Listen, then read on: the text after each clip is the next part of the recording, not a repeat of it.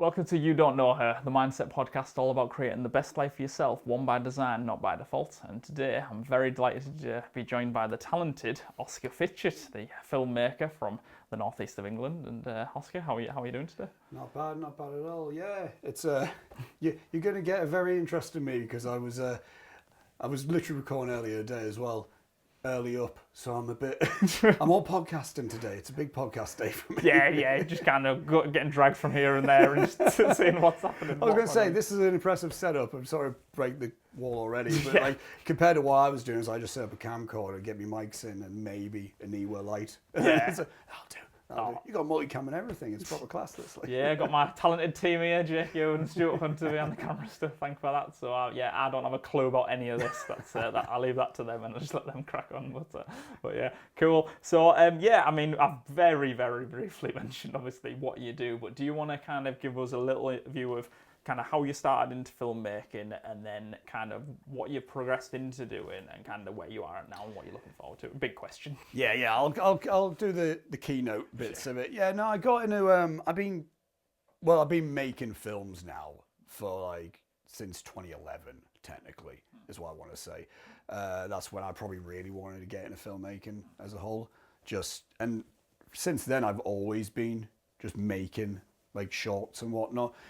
And back then it is like you do everything. You write, direct, even you star in and stuff. You edit, you do everything. So naturally I just became a bit of everything. Yeah. But as like the years have progressed and everything, even like recently, like when I studied at uni as well, I realized like, no, I do really want to do writing and directing, which is mainly what I've been focusing on. The best way I can describe it is like I can edit, but I don't love it. Yeah. I'll do my own stuff or whatever, or like even same thing. Like I like dabbling in cameras and whatnot, but if I really want to put my focus into something, what I find myself naturally really doing is like I like writing a thing and then being the director of it all. So I guess writer director is kind of what I mainly like fall under in that regard. Yeah. Well, it's a bit of a necessarily evil to kind of doing the bits that need to be done to get you to do the other bits. Exactly.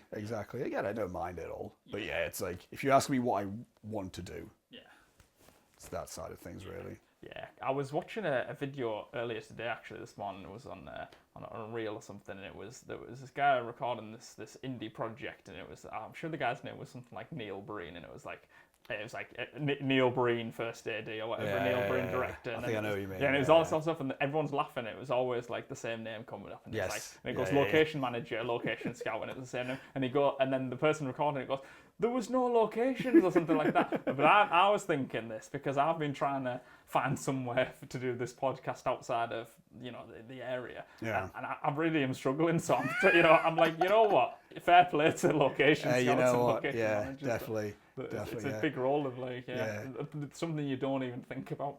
No, there's a lot of things like that. I'm like, that wouldn't need a specific role with it. Yeah, definitely. To avoid myself being a Neil Breen, I've just like a music video I did last year because I directed that, shot it, edited it. I basically did everything. So I just put like, I just got a music video by Oscar W. Fitchett. You don't need to put all the credits in. So I did all of this. I just did that. There you go. Nice and concise. Done. Easy. That's all I need, isn't it? You can tuck it away somewhere in the D panels and say, if you want to find out more about me, this is all I want. It's on the IMDb if you really want to analysis the credits or whatever. But yeah.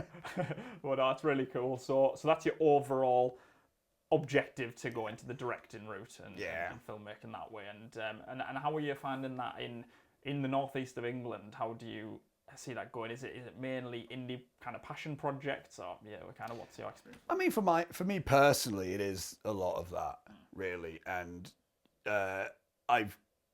you've caught me at an interesting time in terms of where I'm at in my own mentality and position with that. Where it's like I kind of realize like I would like to just kind of like do like the indie passion stuff with it.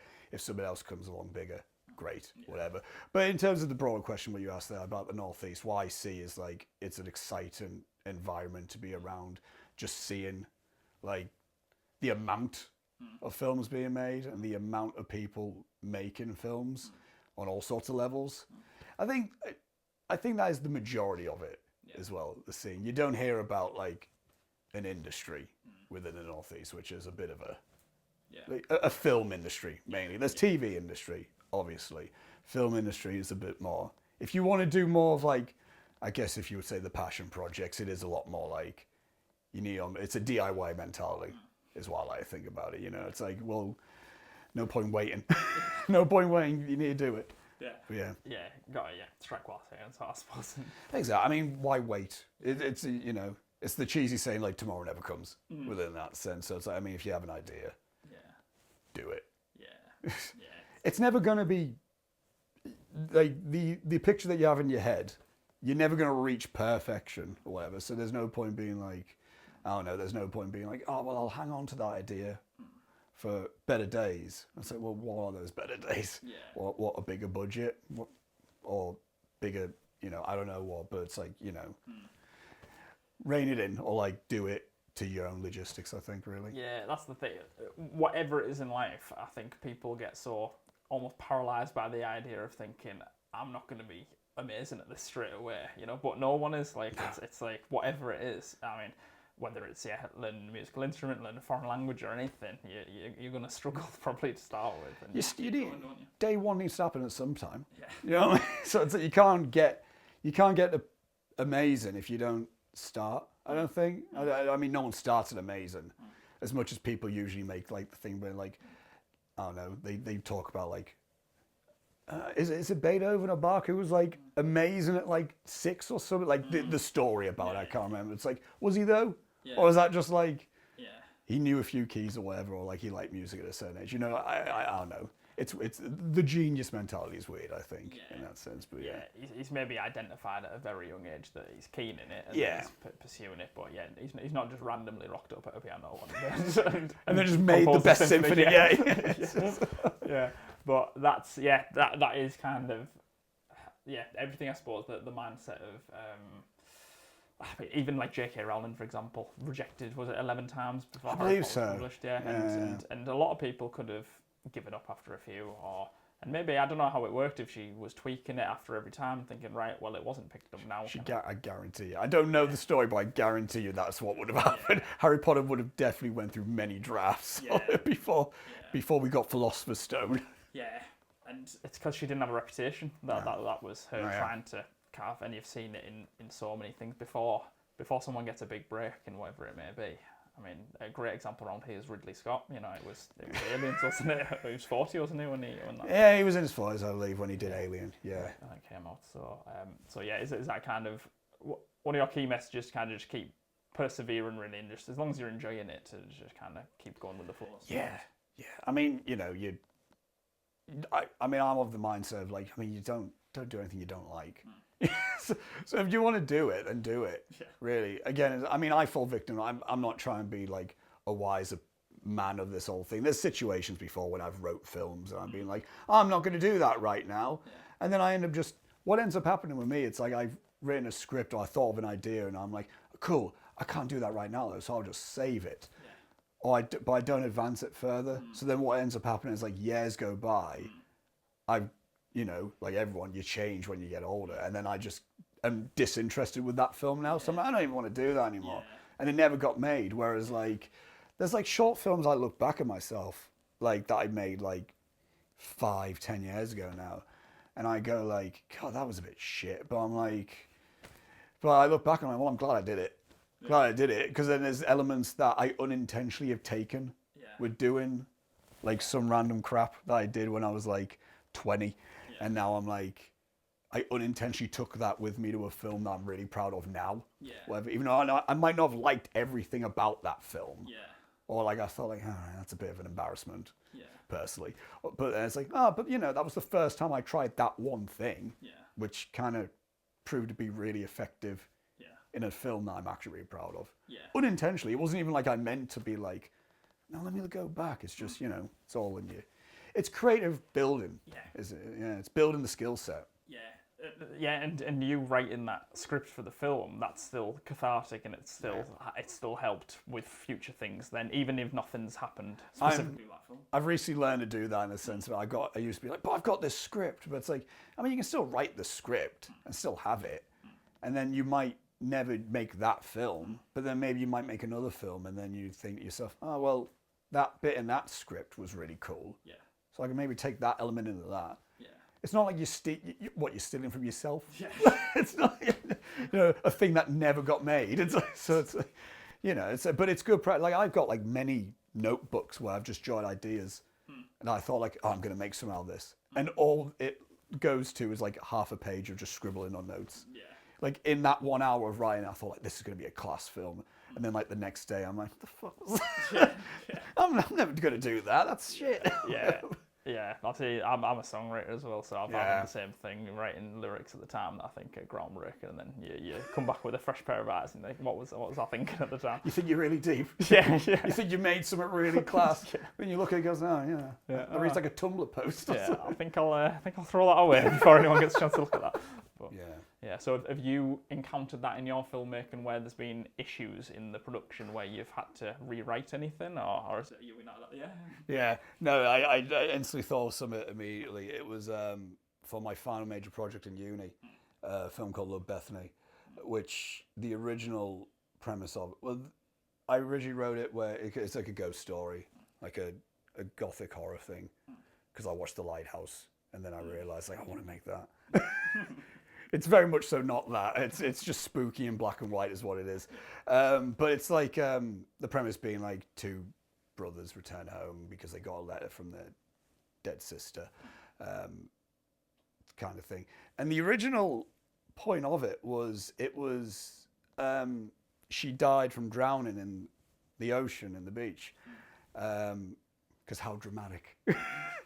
And we were trying to get and that had been written, it'd been pitched, it got greenlit to get made, and now we were in the process of trying to secure locations, and we contacted the Hartlepool Borough Council who used Seaton Beach, and just, my producer explained the premise of the film and everything, and then the council declined the use of the film because the one thing I didn't remember was there was an unfortunate tragedy not soon, like a few months before we were doing this, of someone in Hartlepool drowning out in sea. So Hartlepool Borough Council were like, yeah, we just find that's a bit insensitive. So like, if you change the storyline, then yes. Yeah. And I thought, fuck, damn it. But then if anything, and then I changed it, like she got hit over there with a rock, which if anything, now I look back at it, I go like, it kind of works better for the story, for one of the characters especially as well. Yeah. And I remember that like the other week, I was like, oh yeah, I originally made it like she drowned out in the sea, which is far too like epic and dramatic. What was she like going out to sea? Why was she out at sea to begin with, kind of thing. So that was like the main thing that I can recall with that. But again, if anything, it worked out a lot better and nuanced for the story, I think. Yeah, which might have actually taught you to, going forward, to think, can something be better, and really evaluate your work a bit more deeply. Yeah, it was a lot of things where I was like, well, what can I do? We need the beach. We need that. And the film is getting made. It's not like, because it's a uni project as well, so it's not like, oh, well, we just won't make that film. It's like, no, it needs to get made, and we need the beach. And so this needs changing. Yeah. And then you get forced into like, well, what would be good then? Yeah. What could be changed but still good? Yeah. I think...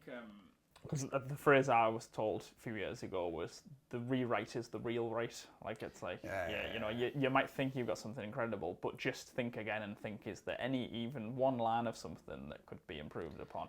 And just really hone in on the nitty-gritty.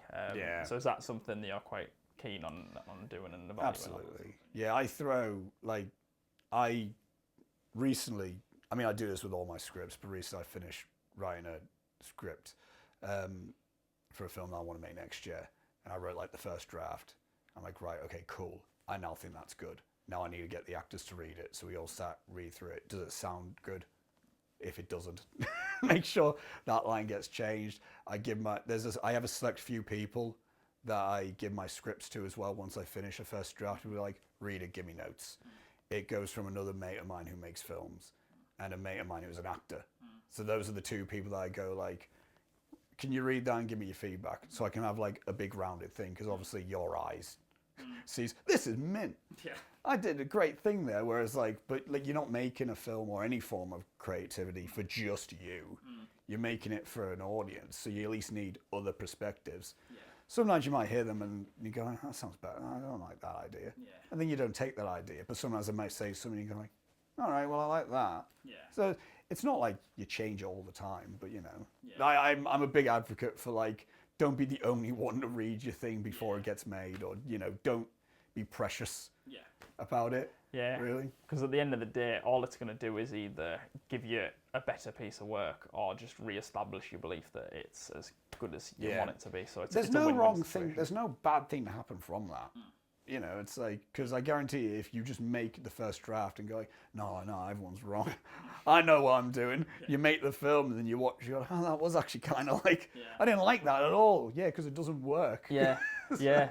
I'm so story driven on anything I watch, and I've seen so many things, especially on streaming services now, it seems, where I've been really enjoying a film or something and it gets to a certain point and they put a twist in that just doesn't seem to make any sense in the world of that film, and I just think that has ruined everything for me, like for the entire thing, and it's made me wonder on these big budget productions, how many script readers did they have? How many, or have they had too many, and then ideas are getting confused. And that's another instance as well. If you think something's not working, you're trying to take everyone's input, you just get a mess at that point. You go like, well, there's not one specific vision or like point to it. It's just like a big. It's a big hodgepodge. It's just like, what have I got here? Yeah, no, it's mad. yeah, it's a really, really wild one, but it's authentic, I suppose, is the word, isn't it? Yeah, in that regard, I don't think you should disregard, as I said, don't disregard others' opinions, but also know why you're making something. I guess another example is, again, within Love Bethany, in that realm, with a film that I did the year before, that film was victim to just being, my lecturer just being like, looks bad this, and I'll be trying to change it based on his thing, and then he would look at like the changes that I made based on his thing. I was like, I'm not sure if I'm feeling this. I'm like, you told me to. God. So then if I'm being honest, at that time I hated the film. Now I don't care much about it. It's a film called You're It that I made, which I think's fine. Again, another film that I think was necessary for me to make in order to get where I'm at. Yeah. But then that kind of made me feel like I wanted to kind of prove a point in the sense of like, not to be like, I want to prove that I'm class at this, but it's like, all right, well, I want to prove to myself more so than anything. I want to prove to myself that I can make something really good. Yeah. And then with the film Love Bethany, there was lots of things where like, in my head, I was willing to hear all sorts of things to change elements, but then I was adamant on it's going to be in black and white, and that was really the only thing I was so adamant on, and I wanted it to end a certain way. Okay. And I was like, it's going to end that way, and it's going to be in black and white. Right. The amount of times this same lecturer was like, I think you should change it to colour. I think at least make it colour. Because if I'm being honest, I don't like black and white. I hate it. So and I'm like, but it's not just for you. Meanwhile, I've got like a whole reason. I've got like whole like pages of research to prove why I'm making it in black and white. I was like, well, just read the academic side of it, and then to see why I'm doing it. And I kept with it. And he went, just like experiment though. I went, and then it got to the point because we did it the psycho method where the blood was used as chocolate syrup in it again to save us, possible stain with things. It's just sticky and everything. And he was once again was watching the footage and he went like, have you just thought about doing it in colour? And I went, look, the blood is chocolate syrup. So if you, unless if you want it to look like she's laying in diarrhea, then it's going to be kept in black and white. I was like, okay, fair. And then the film got done in black and white, and he was like, you know what? I should hate this, but I don't. I love it. I went, wow, it's as if I knew what I wanted to do. Yeah. So the long story of that being like, again, I took elements of stuff, but it's like, no, I know exactly what I want it to be. Because I had a blueprint with The Lighthouse in the sense of like, well, this is class. I love this film. Other people love this film. Yeah. I cannot, so no one looks at that film and goes, what would be really good if Robert Pattinson was in colour and that. No one thinks that with that film because it's embedded, because it's got a reason for it. And my head was for that reason to be like, well, it's going to create the atmosphere for it. Yeah. Really. But yeah, so that's I assume that answered the question. I Yeah, don't know. you've given me Yeah, no, amazing like answers. stick with what you know. Or like commit to your vision, but also like I don't know, you can take feedback, but also don't make the feedback the only thing you do. Yeah. There's a reason why you started writing some in the first place. Yeah. You had some vision. You just need guidance on the way, I think. Yeah, that's amazing advice, and it's an amazing advice to kind of finish us off on. So, so my final question to you is, if the people do want to find you, where can they find you? You can find me on Instagram. It's at Oscar Fitchett is the main thing. You can find anything. My link tree is also linked on there, where all the things like YouTube, whatever. My Letterboxd, if anyone's really that bothered of what I am watching, there as well. But yeah, Instagram, Oscar Fitchett. Yeah. I'll link that in the description as well. Cheers, thank you very much, Thank you Oscar. very much.